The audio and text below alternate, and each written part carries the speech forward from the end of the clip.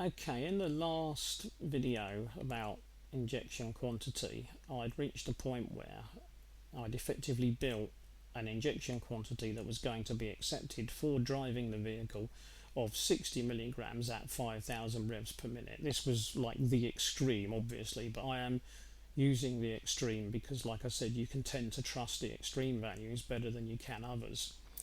Right, now, what happens then once you've got your accepted driving injection quantity? Well, one of the things that does happen, which isn't shown on here at all because it's a sort of an aside, but one of the first things that happens is that fuel temperature is checked to see if any adjustment should be made, because fuel behaves differently in terms of density, flow and burning depending on its current temperature. So whatever figures are here will be fed into a fuel map that's temperature dependent, just to check whether these should be altered slightly before going any further. I'm going to ignore that for the moment because it's not really relevant in the sense of just explaining overall what is going to go on. Okay, now at this point we've got two things that we need to do. We need to calculate a start of injection point, usually reduced to SOI because it's simpler to keep saying that or typing that.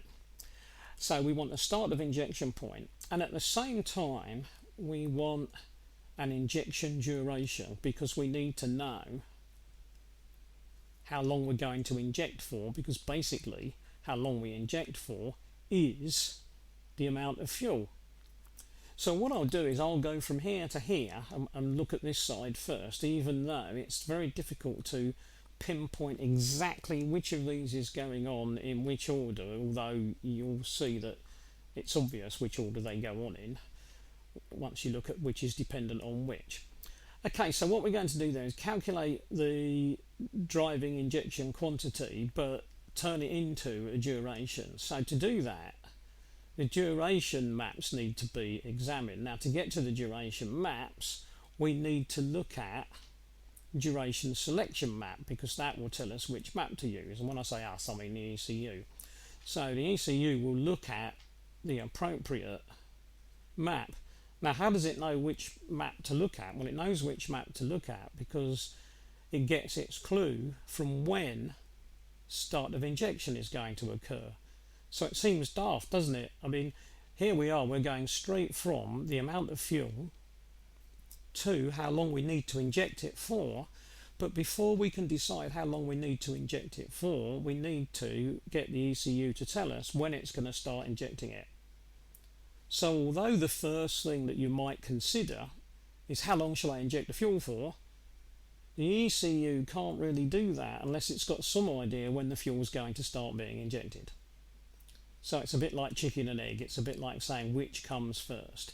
And in a way, this comes first because it has to be thought about first, but it can't be done. In other words, the calculations can't really be made correctly unless a start of injection point has already been considered. So you've got a situation where although this should be the first, it isn't. But it will always feel that way when in terms of fueling, I should think, to most people. Okay, but so there we go, we've picked a map. So start of injection has told us which duration map we should pick. So we picked a duration map, so I'll go down here, and there we are, we've got a chosen duration map, 5,000 revs, 60 milligrams, and if I use duration 1, and I'll just pinch this data off the file that I've been using for these videos, there I am, 44 degrees.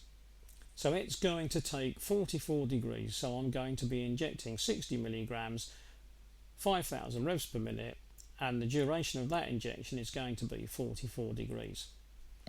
So I've now got my duration value, or at least I think I've got my duration value, because of course the problem is that all of this lot is going to be going on over here, and all of this lot is going to affect this. And how it affects this varies considerably, because if you look, it's fairly complicated over here. So start of injection isn't one thing. If start of injection had actually been one little box here and I could have said, right, here's the result, put that number over there, pick a map, it would be nice and simple. But in fact, if you look over here, you can see that there's quite a lot of complications going on here. There's 3 different choices for a start.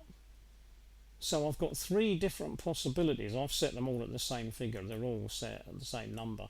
But I've got 3 different possibilities of number that could tell the selector which map to choose.